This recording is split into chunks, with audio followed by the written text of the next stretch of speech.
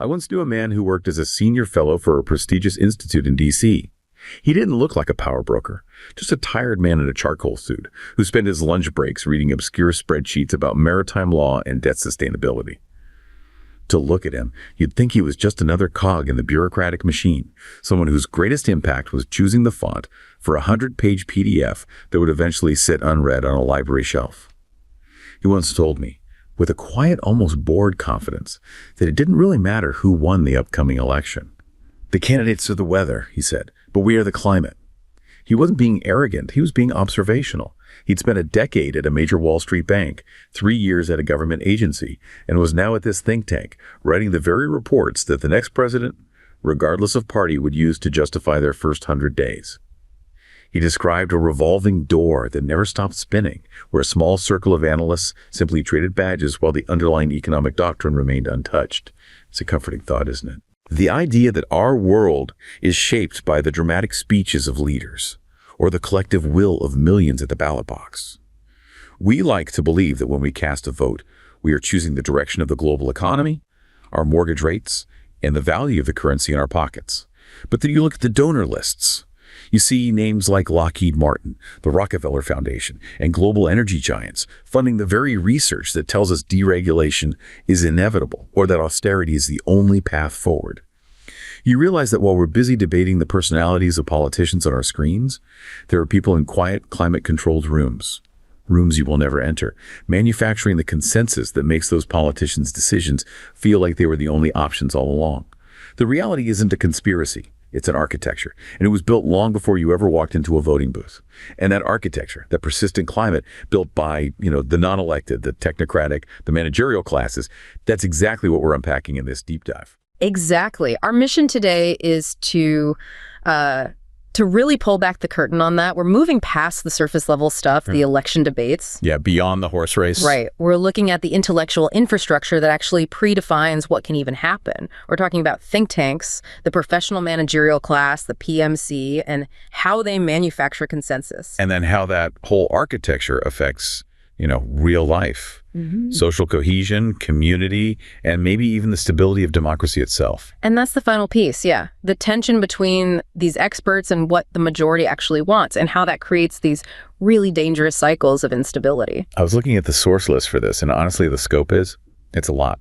We've got sociology reports, deep history on the PMC, these formal kind of intense political economy models. And the reporting on conflicts of interest, that's a huge piece of the puzzle. It is. So let's start at the top. Let's start with the blueprints, with the climate architects themselves, the think tanks. Right. And to really get a handle on the power these think tanks have today, you have to go back. You have to look at the vacuum they originally filled. Okay, so where does it begin? If you go back to the early 20th century, like right after World War I, governments were facing these totally new problems. The global financial system was a mess, fragile but interconnected. The governments themselves were still pretty new, bureaucratically speaking. Exactly. They just didn't have the in-house expertise. They had political power, sure, but not the deep knowledge on, say, monetary policy or global trade. So they needed to outsource their brains, basically. That's a perfect way to put it. They needed an outsourced intelligence capacity, and that's where you get the birth of the policy factor. The policy factor, I like that. So who are the first ones? In D.C., you see the Brookings Institution, founded in 1916. It was, branded as this academic center for economic research. But its purpose was always practical. Always. It was immediately plugged into national decision-making, helping shape the federal budget, wartime economic planning, you name it. It was ready-made expertise the government couldn't build itself. And this was happening globally too, right? Yeah, a parallel rise. After the chaos of World War I, you get the Royal Institute of International Affairs, Chatham House over in London. And their job was what exactly? To bring the elites together. Financial, political, diplomatic, for private, closed-door chats about global policy. It was a way to forge consensus away from public view. Okay, so the model evolves after that. World War II changes things. Massively. Think tanks go from being just, libraries full of experts to being strategic assets. And the absolute embodiment of this is the RAND Corporation, started in 1948. RAND is different. It wasn't just research. Not at all. It was a hybrid.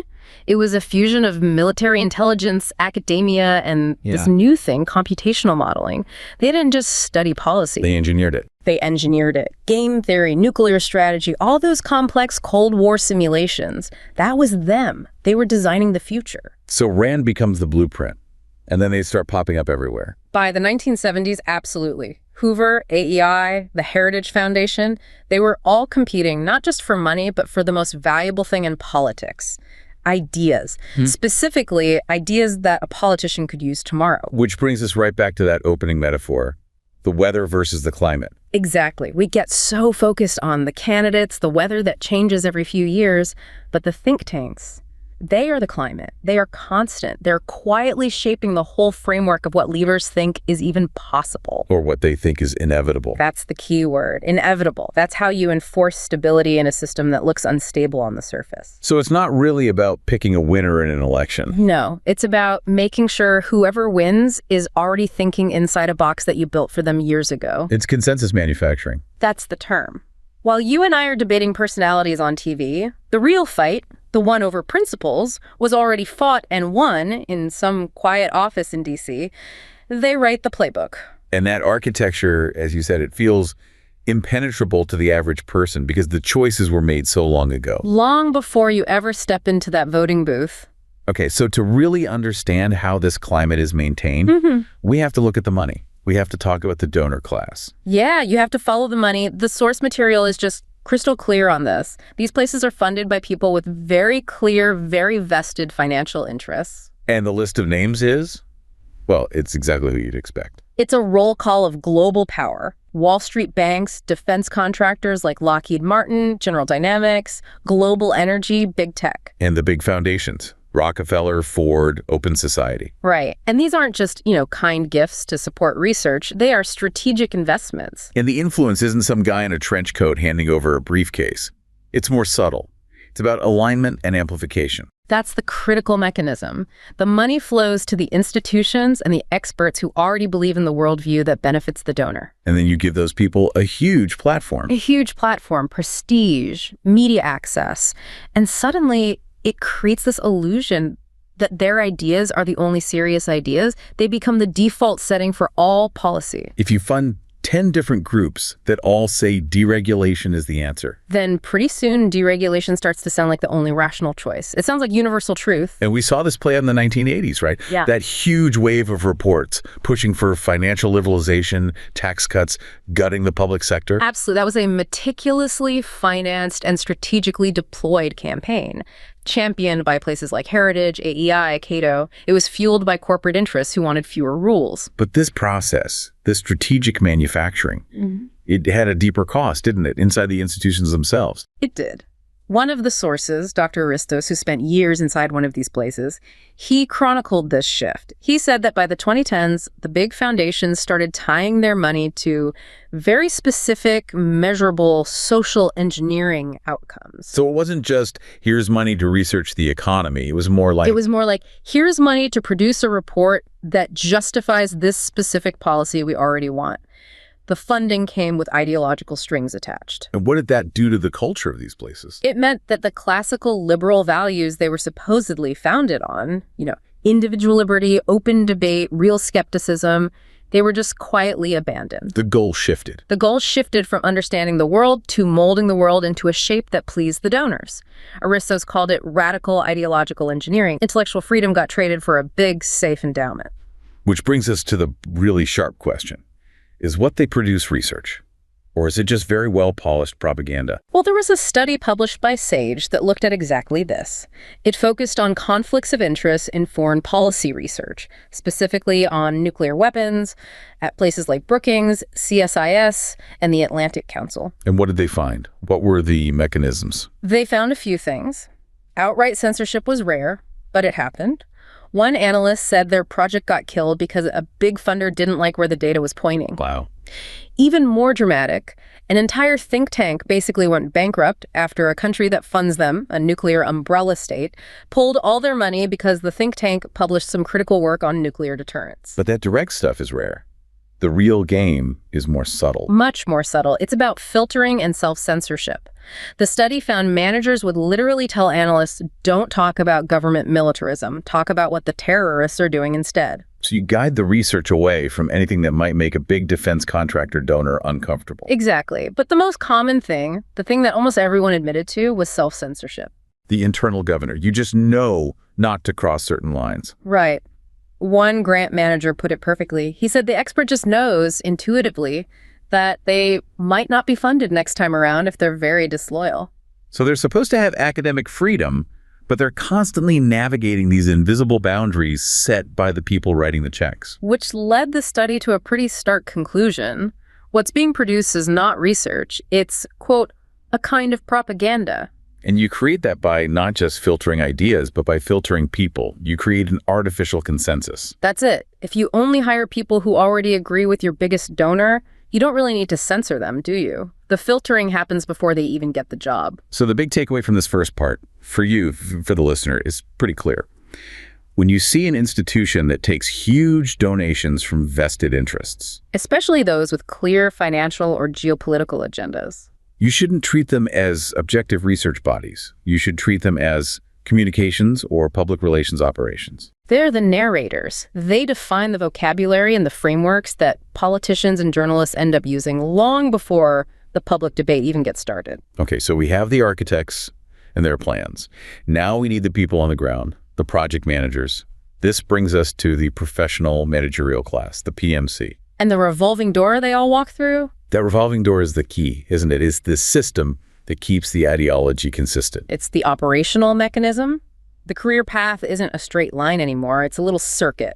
You do 5 years at a Wall Street bank, learn the language, then a few years at a think tank like Brookings, writing the policy papers. Then you jump into the Treasury Department to implement the policy you just wrote. Right. Maybe do a stint at the IMF, and then you circle back to a think tank as a senior fellow with a huge salary, waiting for your next government appointment. And that rotation ensures that no matter which party is in power, the core economic doctrine just doesn't change. The system runs on autopilot because it's the same small group of people running it, just wearing different hats. And this system, it seems to have completely replaced the traditional idea of meritocracy, the kind of experience-based knowledge. The story of Arthur from the source material really highlights this. It really does. Arthur was a classic civil servant, spent 20 years in the Department of Labor, knew the regulations inside and out. He had that deep, practical, earned knowledge. He believed in the old system of merit. He did. And then he had to watch as a 26-year-old, fresh out of school with a fancy degree and a short fellowship at a think tank, was brought in to lead a massive regulatory overhaul. And this person had no real-world experience in the industry. Zero. But they spoke the new language, the language of abstraction, of systemic management, of complex models. Their loyalty wasn't to the institution or the public. It was to the model. It was to the abstract, globally recognized models they were taught. And that kind of credentialed language is valued more now than decades of lived experience. This gets us to the formal definition of this class, the PMC. It was coined back in 1977 by Barbara and John Ehrenreich. Yeah, and the key function is what's important. They're salaried mental workers who do not own the means of production. And their main job is, broadly, the reproduction of capitalist culture and capitalist class relations. That definition immediately sparks a debate, though. Are they a real distinct class? Or are they just a kind of high-status part of the working class? It's a foundational debate. If you stick to the strict Marxist definition, class is about your relationship to the means of production, then they're wage laborers. They sell their labor to live, just like a factory worker. So they can't be a separate class. They're a class fraction or a stratum. That's how many sociologists see it. But it's their unique function that gives them their power and creates all the contradictions. And that function came about with monopoly capitalism, right? Late 1800s, early 1900s. Companies got too big for the owner to manage everything personally. Correct. So you needed a new class of wage laborers to do two things. First, manage and control the actual workforce, think HR supervisors. And second, do the scientific planning, the R&D, the meta-production. Taking the planning and the skill off the shop floor and moving it into the corporate office. Precisely. Their authority comes from the owners. It's delegated.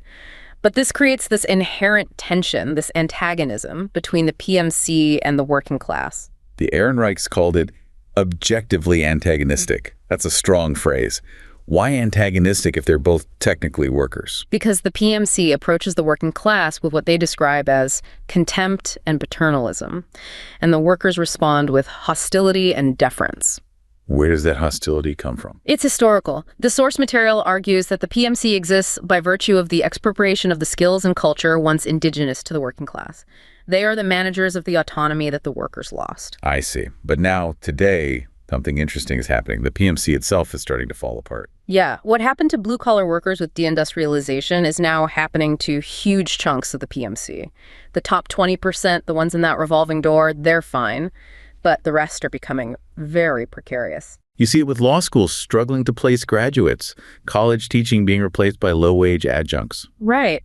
The dream of this secure, public-spirited professional class is, well, it's in ruins for many. Which creates a huge cultural problem. Barbara Ehrenreich worried that the term PMC was becoming an ultra-left slur, something used to divide workers who should be allies. Because you risk focusing on the antagonism and overlooking the fact that both groups are increasingly precarious wage laborers, the division becomes cultural, not economic. And the anecdote she tells is just brutal. Laid-off foundry workers sharing their trauma at a meeting. And an adjunct professor in the room says she's tired of listening to white men talk. It just perfectly highlights that cultural chasm. It shows how identity politics can completely override any chance of class solidarity. Exactly. And the sources warn that these divisions are actively amplified by the systems we're talking about, because it serves the interests of the powerful to have the working class fighting amongst itself. So the need is to build coalitions based on something shared, like a shared pride in your work. A shared service ethic. The truck driver who says, with total justification, everything in this room got here on a truck. That sense of essential craft and value is a powerful unifier.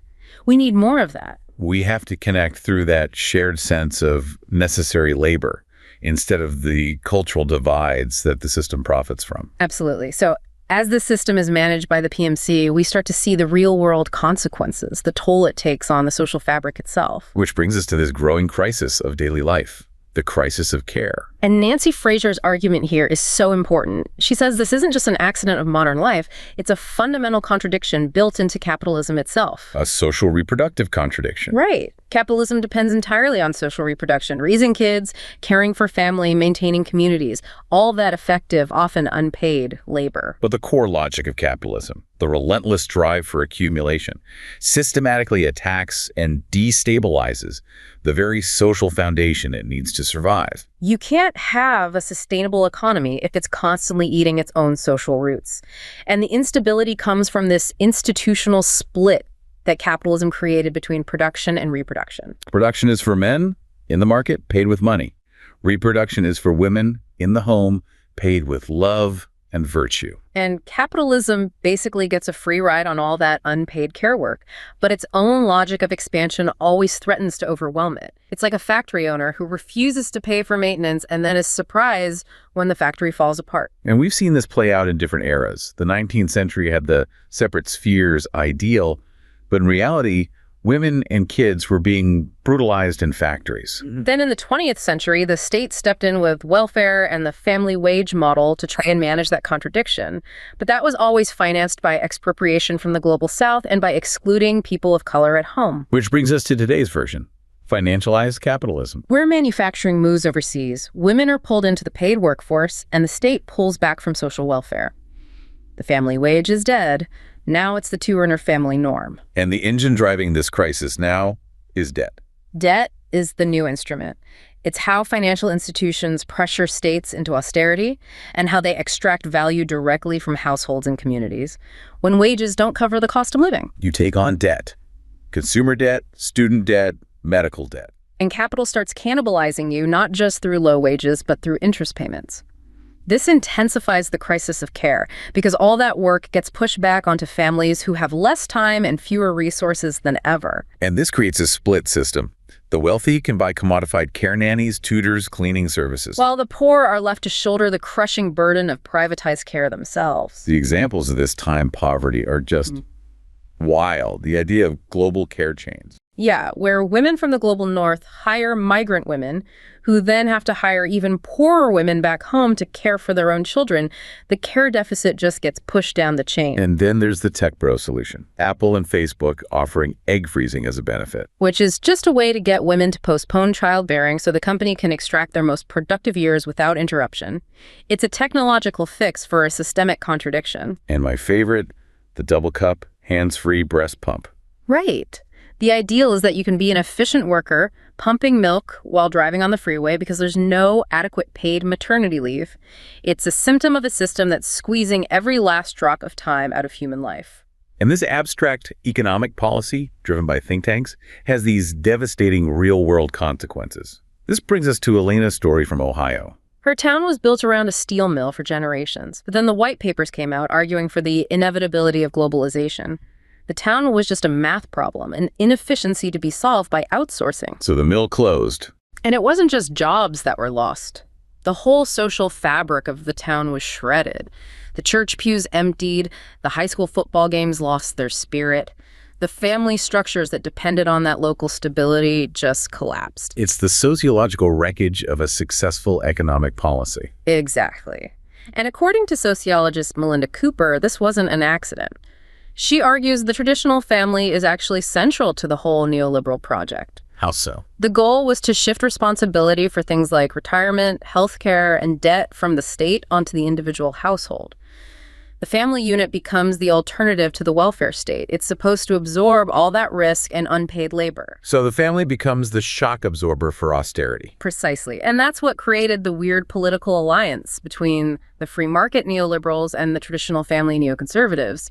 They needed each other. Okay, so we've got the architecture, the managers, and the social consequences. Now we get to the political models, the instability that this tension creates. Right, the constant push and pull between what the majority wants and what the unelected experts do. Technocracy versus majoritarian rule. And technocracy doesn't just appear out of nowhere.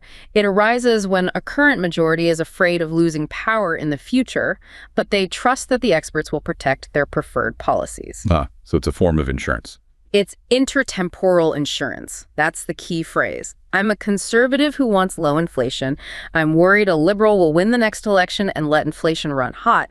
So I delegate power to an independent central banker who I know is also an inflation hawk.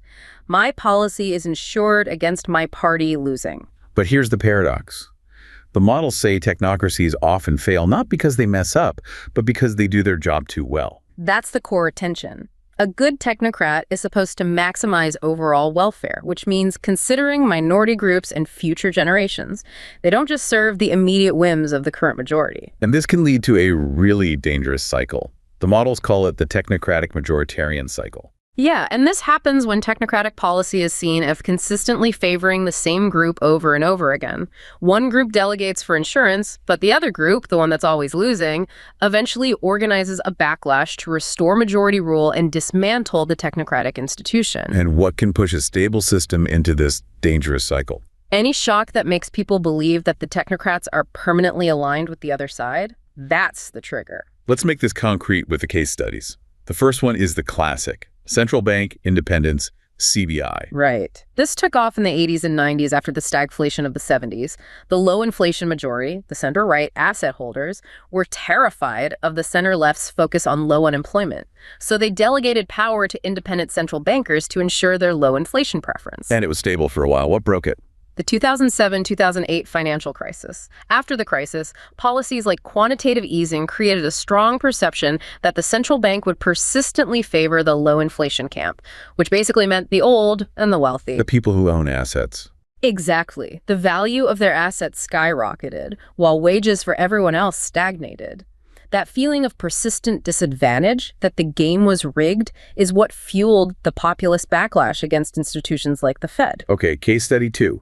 Fiscal rules, limits on debt and deficits. Same logic. They were adopted as insurance for majorities who were worried about pro-deficit parties taking over. And the system was stable as long as everyone believed the rules would be applied fairly over time. But then you get a trigger. The German debt brake is the example here. Right. It was supported by both the center-left and center-right initially. But in late 2023, the German Constitutional Court made a very strict ruling that severely constrained the current center-left government's budget. And that signaled to the center-left that the court, the technocrat in this case, would persistently favor the fiscal honks. Exactly. The perception shifted from "we're temporarily disadvantaged" to "this institution is permanently aligned against us."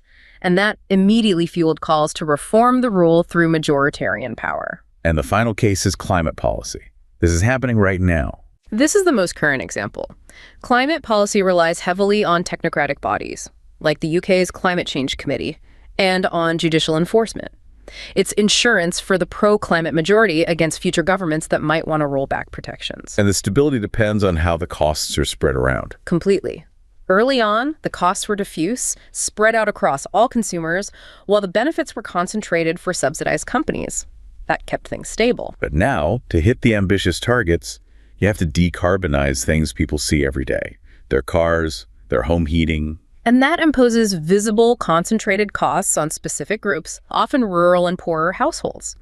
And those groups are starting to fear that they will be the perennial losers of the green transition. That fear of being persistently disadvantaged is what's fueling the populist backlash against technocratic climate laws. You see it everywhere. And this model has a really chilling conclusion about democracy itself. When people get frustrated enough with these technocratic checks, they might support reforms that get rid of them, even if those reforms carry a risk of democratic backsliding. Right. Strengthening technocracy can prevent backsliding in the short term.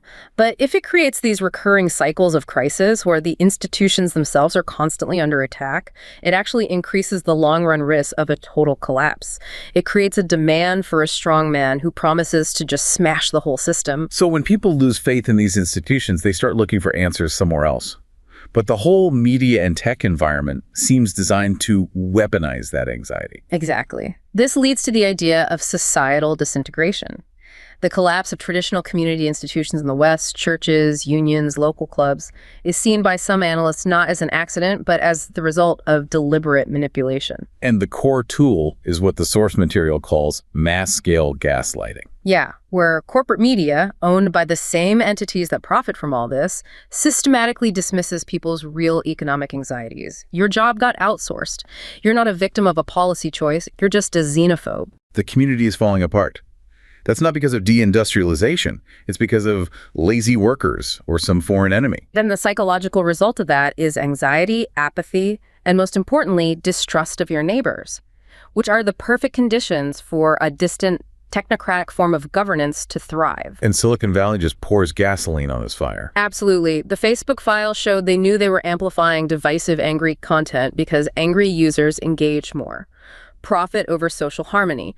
The Twitter files, Google's algorithms, they all show a system designed to fracture society into easily controlled, polarized bubbles. And the end game of all this. A distracted, fragmented population doesn't resist exploitation. And when national identity and cohesion are eroded, it opens the door for governance by unelected global bodies.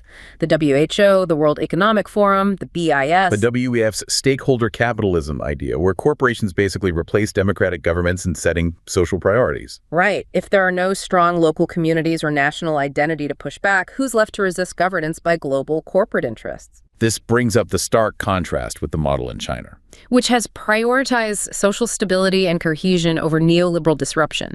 They didn't dismantle their community structures. They preserved things like the neighborhood committees and promoted collective values. And economically, they avoided the shock therapy, the mass privatization that hollowed out so many Western communities. They kept control over strategic industries, which gave them economic sovereignty.